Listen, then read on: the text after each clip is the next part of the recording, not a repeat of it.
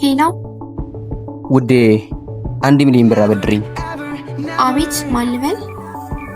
ድምጼ ስለማንነቴ አይናገርም? ወይዮ አንተ ነህ? አንተስ ታደርጋለህ? ደፋር እኮ ነህ።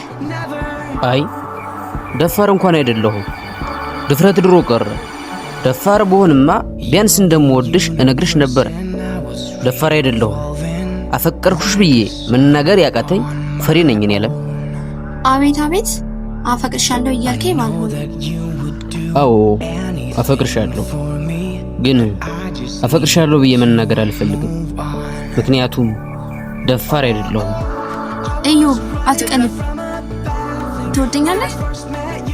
አዎ አፈቅርሻለሁ። ፍቅሬን ተቀበይኝ። እሺ ብቀበልህ ምን ይሰማል? ደስታ።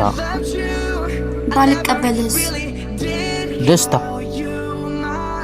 ማለት ፈጣሪ እኛ የፈለግነውን ሳይሆን እሱ የሚያስፈልገንን ነው የሚሰጠን። ስለዚህ በመልስሽ አልከፋ። ንገሪ።